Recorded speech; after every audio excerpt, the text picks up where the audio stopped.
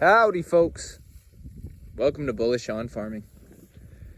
Today's January 18th and just visiting our herd.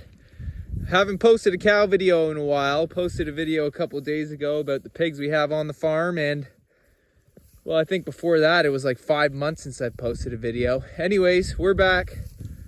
You know, I'm really off and on with the videos. It's kind of a hobby channel. I love sharing, but you know, I'm not a social media guy. So, you know, you get in and out of the groove. Lots changed since, 5 months ago. We've moved farms. We've moved up north, sold our flock of sheep, got more cows, and bought pigs. If you want to see our pigs, you can see the video I posted previous to this one. Anyway, so let's talk about our cows. We're bale grazing. It took a while for winter to show up. So I actually was feeding the cows in the barn. They've always had this fenced area, which is probably acre and a half, and it didn't start freezing right over until about 5 days ago.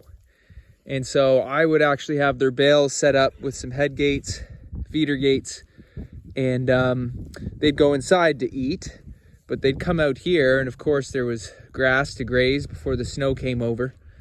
But I wasn't putting bales out here when the ground wasn't frozen over, because I'm not looking to punch this all up and turn it to a mud yard. And although I love having the cows on the land, all our animals, as much as you can manage it, we have our pigs in a transition pen right now, but I've been building a pastured area. You can see that's where the cows have been drinking. I have an insulated water trough in the barn, but the cows, they always find a way. And in bale grazing in previous times, the cows would just lick the snow and probably commute back for water once, maybe twice a day.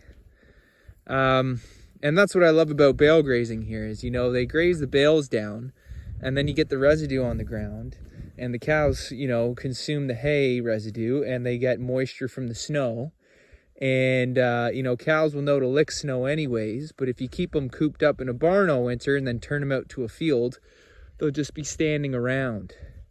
And so by integrating the processes, you tap into the instinctual nature of your animals, because obviously before buildings were built, animals would have to weather 4 seasons. And although, cattle, they came from Europe and whatnot, and bison is the native species to North America, instinctually, I'm not going to speak for all animals because we could just have a totally different conversation than what I want to focus on today. But the truth is, you have your animals in a nature-based setting and they know what to do, okay? Even if they've been domesticated, we post pictures or videos of our cows in the snow because we've recently started a farm business page on social media. My wife is in complete control of that. And people will say, I hope this snow isn't too hard on the cows. I'll tell you what's hard on the cows is cows being cooped up in a building without great ventilation. That's tough on their lungs because cows are not meant to have a roof over their head. I'm not saying there's anything wrong with that, but if we just look at, the evolutionary process of animals, indoors is a very new concept when you're talking about, the fact that these animals have survived over millennia. So, putting them out in nature-based settings, you're talking about our cows at 1,500 pounds or whatever. You don't think that they can handle minus 20, minus 30. They got the bush for the windbreak if they really need it. And, bale grazing before, I would just never even allow them into the barn because the insulated trough was outside. But at this farm, we don't have that. So I allow them to go into the barn, which of course is bedded. And, with this setup, they have the choice. It may not be that way next year because I want to build a pasture-based year-round corral system that focuses on keeping the animals on the land and not housing them, at least doing that as little as needed. And, we're about setting up our animals for success. So we want to be breeding hardy stock. We want animals to be in touch with their instinctual nature. We don't want animals shying away from nature's process. We want them to thrive and embrace nature's process. And so, a good farmer or manager will watch over his animals and not throw them to the wolves and allow them to just get by, skinny and all. We watch the condition of our animals. And, although I have access to the barn in there, and there are bales, because, we do get some mild stretches in our winter. In recent years, it's been that way. I think we thawed out mid-January and weren't back on bale grazing till February last year. And if that happens, I have bales kind of ready to go in the barn. And although there's hay in there, they choose to be out here. Can you blame them? They get the wind brushing through their coats. Their feet are clean and constantly recycled in the layers of snow. They're eating fresh hay with the sky above their head. And psychologically, I'd only imagine that they feel liberated and in touch with the spirit of their nature. Some people might think differently, and that's okay. We're at the end of the day, we're trying to raise animals with the healthiest conditions that offer them the best hygiene.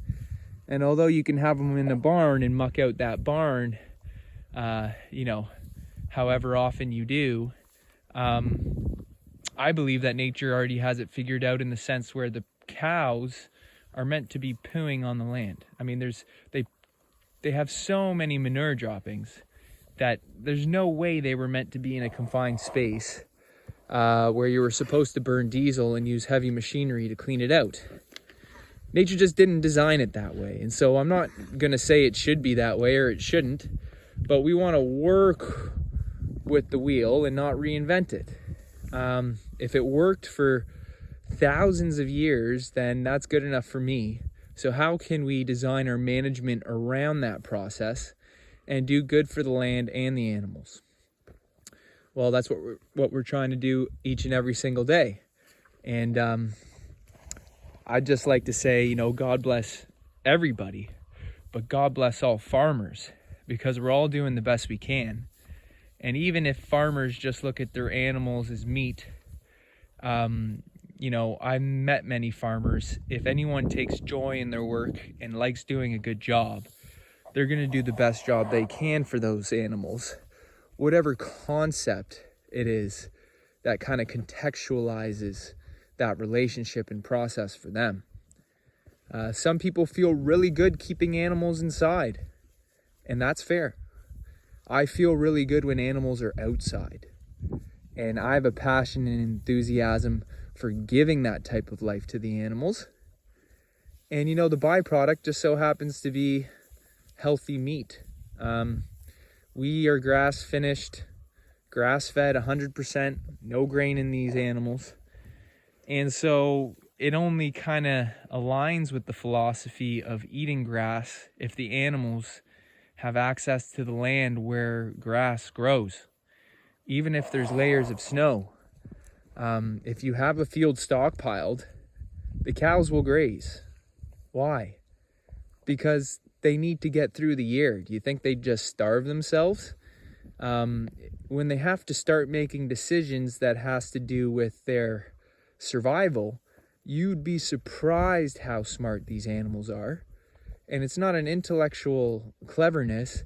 It's more of an instinctual reaction to their environment. And so they're highly adaptable, as are we. And you can see this little guy here. He's our smallest calf. He was a July calf. And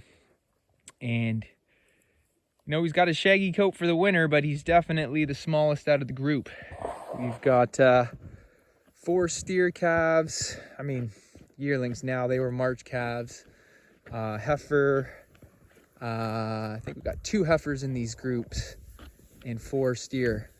And with regards to cows, we got 6 pregnant.